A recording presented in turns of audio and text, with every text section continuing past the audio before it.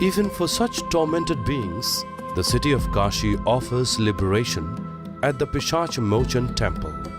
This wretched state is far worse than that of the Bhairavi Yatana, as the torturous lifespan of a Pishacha is 3 lakh years.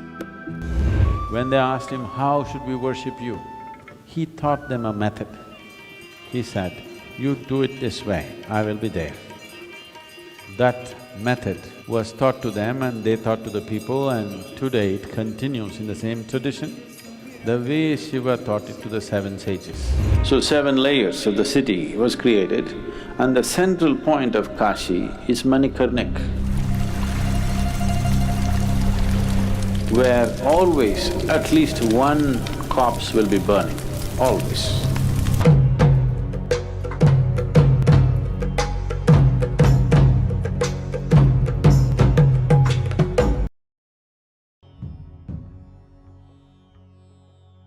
Mahadeva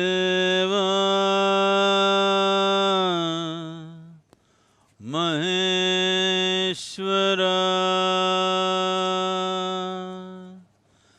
Bhairava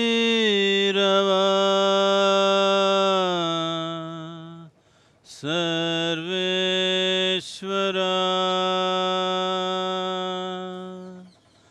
Mahadeva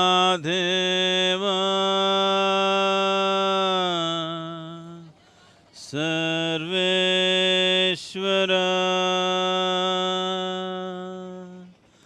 Bhairava Mukteshwara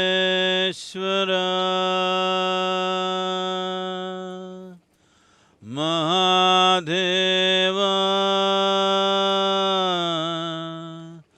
Mukteshwara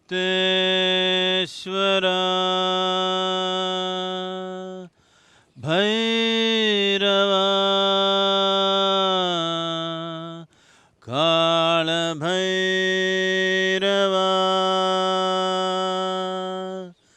Kala Kala Bhairava Maharatre.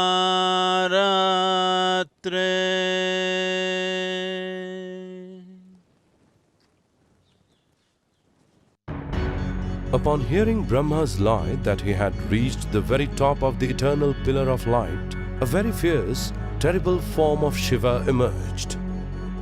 He was Kal Bhairav, the Lord of Death, who ripped off Brahma's 5th head in an instant. This, however, made him guilty of Brahma Hatya, the sin of killing a Brahmin, and a Brahma's skull immediately stuck to Bhairava's hand. To get rid of the skull, Bhairava took on the Kapala Vrata, or the vow of the skull. To absolve himself of the sin, he wandered across the land, using the skull as a begging bowl. Seeing this, Vishnu advised Bhairava that returning to Kashi, where he had revealed his true form, was his only salvation. As soon as Bhairava entered Kashi, the skull fell. The ground upon which this skull fell was known as Kapal Mochana Tirtha, where the original Kal Bhairav temple was established. Here, Bhairava remains as Papa Bhakshana, or the sin eater, consuming all the sins of the devotees and pilgrims who came to seek refuge in him. Thus, Kashi is known as Mahasmashana, the ultimate cremation ground. Right now we are in front of Manikarnik. Right next to that is the Kala Bhairav temple. What you see there is Kala Bhairav temple. Kal Bhairav means… Bhairav is one who takes you beyond fear. Kal Bhairav is the fear of time. It is the fear of time, it's not the fear of death. Time is the basis of fear. If you had limitless amount of time, it wouldn't matter, isn't it? It is time is running out. If something happens, time is the issue. If something doesn't happen, time is the issue. That is why Kal Bhairav, if you are free from the fear of time, you are free from fear itself, absolutely. So Kal Bhairav is a deadly form of Shiva. It was guaranteed, if you come to Kashi, you will attain to mukti. It doesn't matter what kind of a lousy creature you have been all your life. So all the lousy creatures started coming because they lived badly and they want to die gloriously. So he said, there needs to be some check. So he took the form of Kal Bhairav. It's called Bhairavi Yatana. That means when the moment of death comes, for all that you have been, your whole many lifetimes plays out in a moment with great intensity. And whatever pleasures and sufferings and pains that need to happen to you will all happen. It would have spread over many lifetimes, but all that will happen to you in a microsecond, but with the kind of intensity that you cannot hold. So this is called as Bhairavi Yatana. Yatana means ultimate suffering, it's something that happens to you in hell. He will make it happen to you here. So when you want to do that kind of a job, you need a right kind of costume. Shiva put on the right kind of costume and became Kal Bhairav to create Bhairavi Yatana for you, to create such phenomenal pain that you have not imagined possible, but just for a moment, so that after that, nothing of the past remains in you.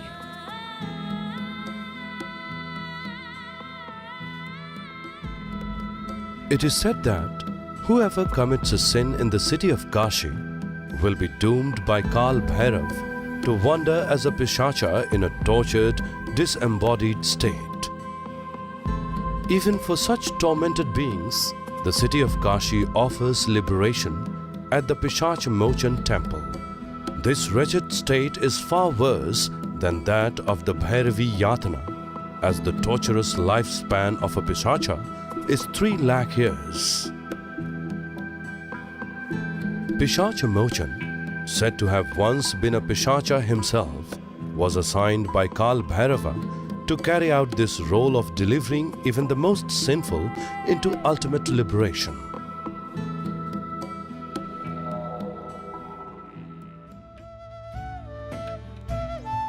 Sadhguru, with such a powerful mechanism set up for a human being to evolve and be liberated in this place, is there a need to do any rituals in Kashi? Because, what I hear from you is that there is a great design to this place, the yantra you talked about. So your mere presence here should be enough. Still, I see many people come here to do rituals of various kinds. What is the significance of such rituals?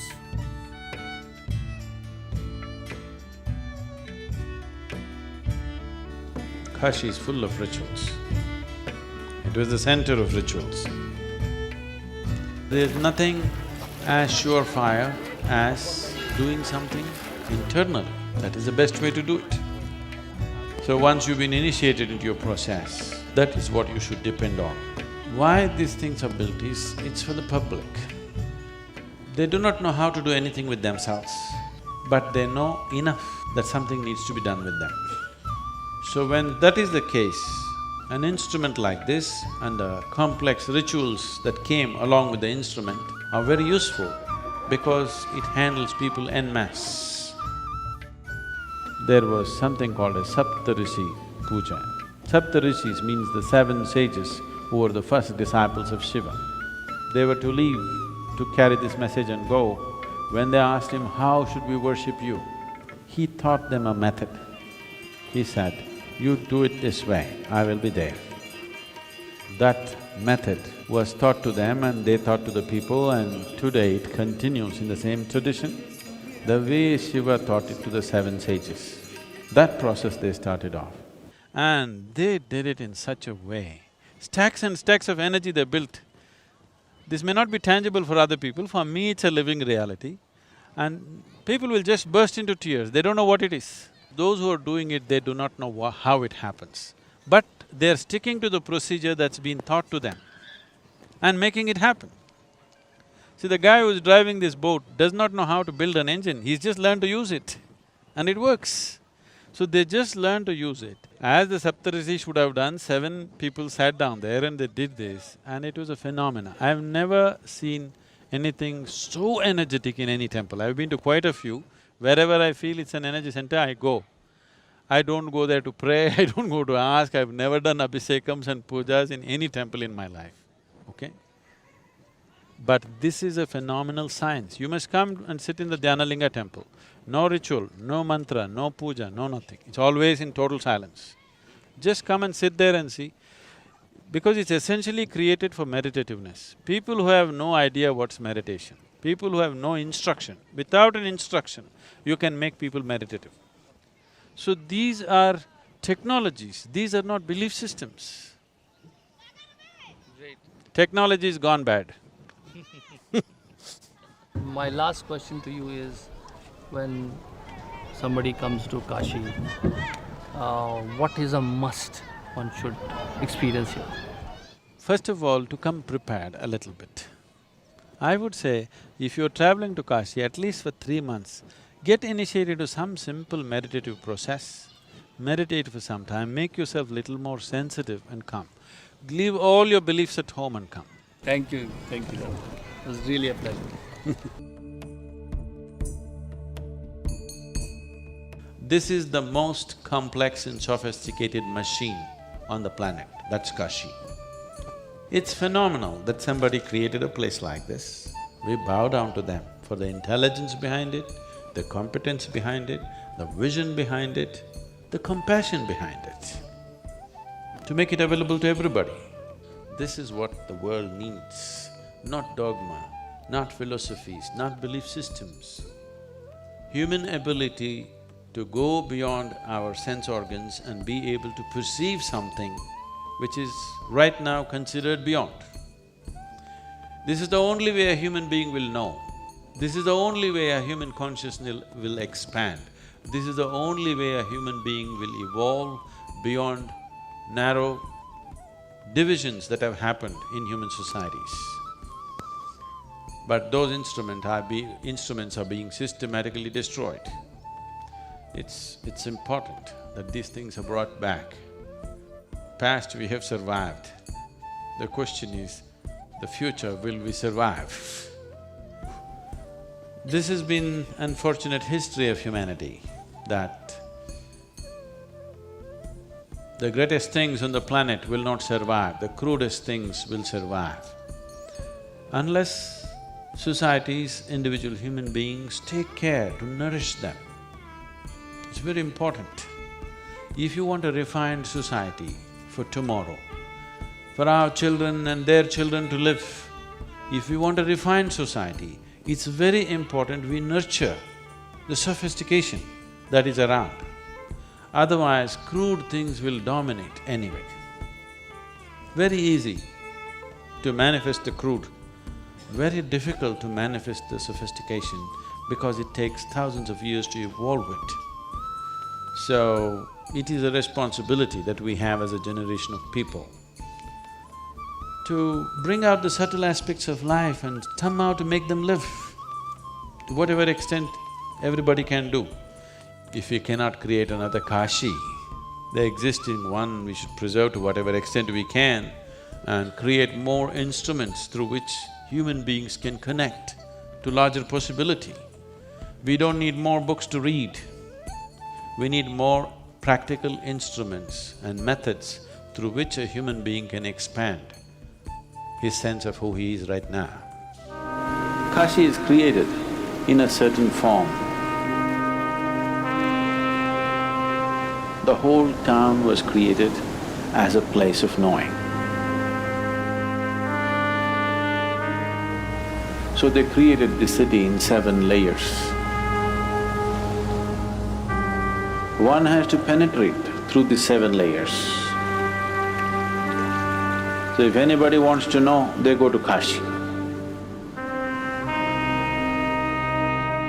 So 7 layers of the city was created and the central point of Kashi is Manikarnik,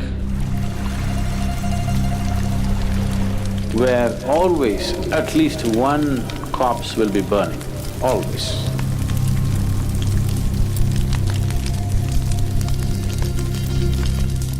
And it is the duty of every Indian to provide this fuel. That always at least one corpse should be burning.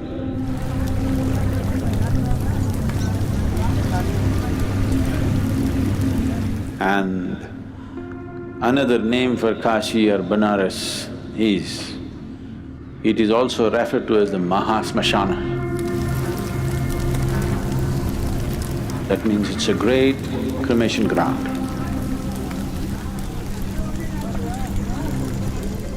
Because people were looking at life and death as a means of rising beyond the elemental play, rising beyond the elemental hive that's been created in the form of individual body and the cosmic body.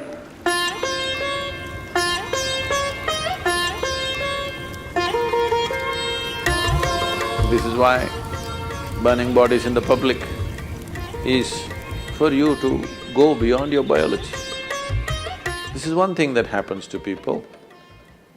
If they attend a cremation or something, it need not be somebody very close to you. Let's say there's no great amount of emotion about it. Somebody that you know, you went to attend a cremation, or today evening you just go, sit there, watch some strange body being burned. You come back from a cremation, you will see there's no appetite to eat, not because of emotions, simply because the body has its own realizations.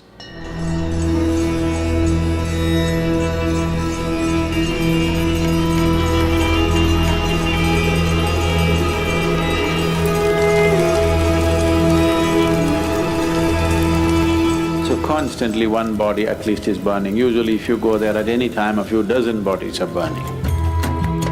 The point is that a necessary atmosphere is created where those who die there and those who are burnt there, wherever they die, people in great hurry carry the body to Kashi. These days it's all going away, I'm saying. Right from ancient times it's been so. When people start aging, they move to Kashi because they want to die there.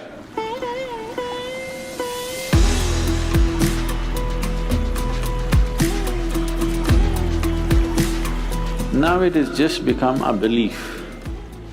But then there was a live process of enlightenment where the city was constructed as a tool for enlightenment.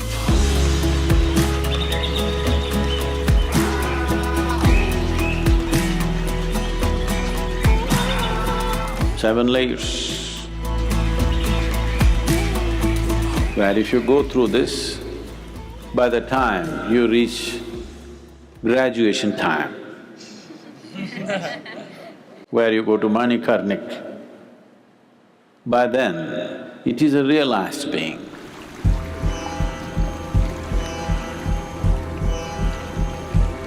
Before he leaves the body, he's already risen beyond the play of 5 elements.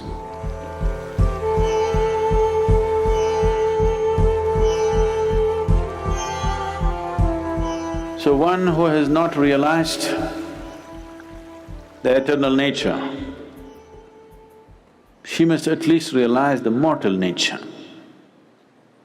Only when he realizes the mortal nature and confronts it, the longing to go beyond becomes a genuine force. Otherwise, all spiritual process is just bad entertainment. Only when it sinks into every pore in your body, the longing to go beyond becomes genuine. Otherwise, it's just fleeting. This fleeting urges to do this or that is not going to take you beyond dimensions of life. They can create dreams, they can create fantasies, they will not create reality. If you have to create reality, not just a fantasy, then this has to sink into every pore in your body.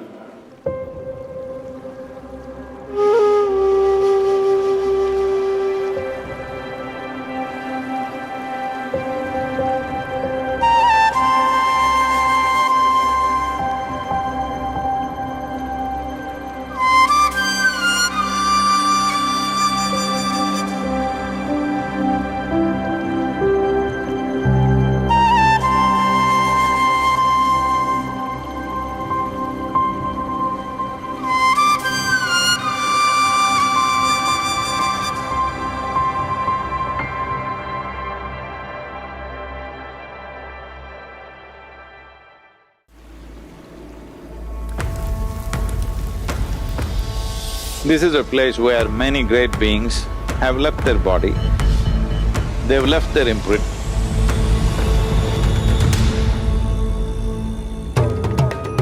For every dimension of life, they built a lingam.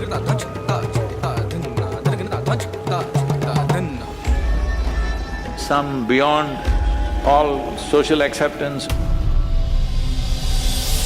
If you went to Karwat, they sawed you right through. There are 72,000 temples. The city was constructed as 7 layers, where if you go through this, it is a realized being. Kashi is a phenomenal young man, like never before or never after.